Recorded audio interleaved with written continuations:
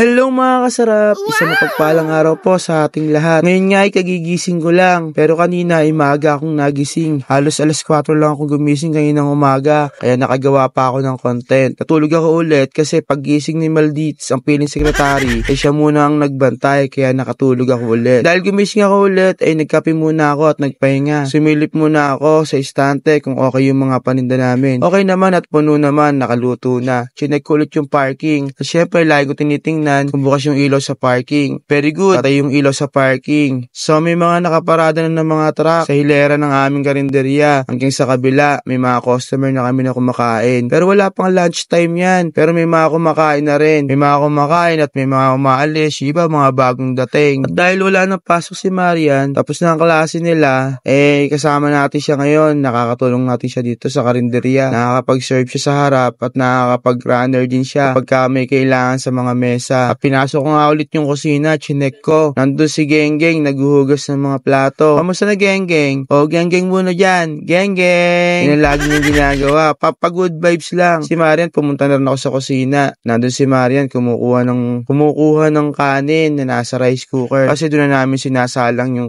rice cooker sa kalan. Okay na yung kusina, malinis yung kusina. Wala na rin pala kaming ulam kasi nailabas na lahat ni Maldites, ang piling sekretary. Ang lahat ng ulam namin ay nandiyan na lahat sa harapan. Muntik pa nga rin tanghaliin yung mga ulam namin kasi 2 gasol lang gumagana. Ibig sabihin, 2 kalan lang gumagana, 4 na burner. Yung isa hindi gumagana kasi naubusan kami ng gas. 2 burner din yun. Bali 6 na burner sana ang gagana. Kaya lang 4 na ang gumana. Doon pa kami nagsalang ng sinaing kaya medyo nahirapan kami. Kaya hindi kami kaagad nakayari. Pero okay lang, umabot. Maaga rin naman kami natapos. Ayun na umaga ay maaga akong gumising. Halos alas 4. Dumating si nanay tsaka yung pamangkin ko. Kaya maaga rin nakapag-ihaw yung pamangkin ko. Kasi kagabi nakaubos kami ng paninda namin. Halos walang natira. Pati yung huling order na dinuguan ay nabenta. Take out yun. Maraming salamat dun sa huling bumili ng dinuguan. Binili niya kahit last order na. So nakaubos kami ng halos alas 11 pa lamang ng gabi ay nakaubos na kami. Kaya maaga kami nakapagpahinga. Ngayon nga ay maaga rin akong gumising pero umidlip ako ulit. Kaya gumising ako ngayon ay dahil si Maldites ay may ginagawa at kailangan nilang katulong. So gumising na ako. Halos wala na rin yatang pasok ang mga klase ngayon eh. Yung mga biyahero mga naghahabol na rin ng biyahe kasi ilang araw na lang mag-holiday season na. Yung ano ko wala rin yatang pasok, nasa kwarto natutulog pa. Shoutout nga pala dito sa mga bago naming customer. Yung iba mga bagong mukha eh. Shoutout sa inyo pero kilala na raw nila yung Raisin Eatery kaya nakakataba naman ng puso. Kung hindi man sila kakain, take out. May customer nga kami na isang grupo. Kumain sila. Ang in-order nila ay halos puro papaitan. Parang pabiyahe sila pa Manila eh. Nakakatuwa, puro papaitan ng in-order nila kasi sarap daw.